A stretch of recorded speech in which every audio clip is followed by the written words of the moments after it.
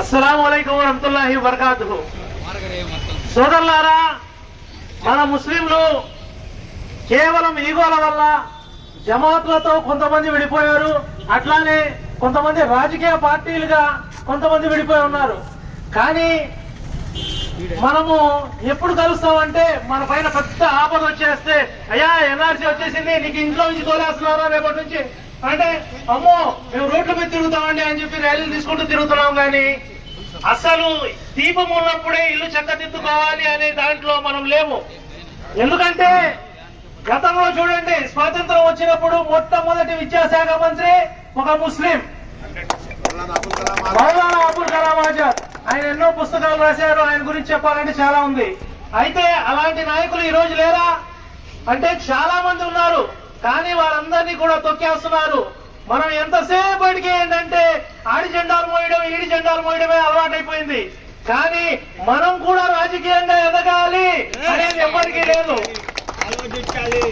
ఆలోచించాలి. మార్పు రాకపోతే మాయమైపోతాం.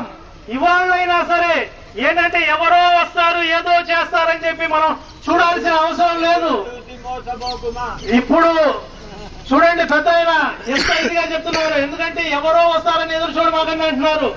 ఇప్పుడు కాకపోతే ఇంకెప్పుడు, మనం కాకపోతే ఇంకెవరు, ఎవరో వస్తారని కాదు. ఇన్షాల్లా ఇవాళకి కూడా మనం కళ్ళు తెరవకపోతే మనం మాయమైపోవడం ఖాయం.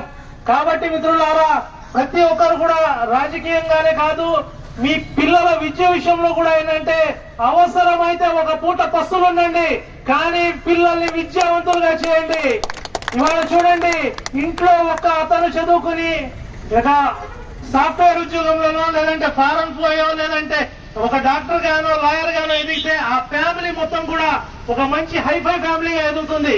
కానీ మన పిల్లలు చూస్తే మాత్రం ఆటోలు తోలుకోవడం, పంచర్ షాపులు, సైకిల్ షాపులు, ఎంతసేపటికి ఇదేనా? మనం మార్పు కావాలి ఇన్షాల్లా.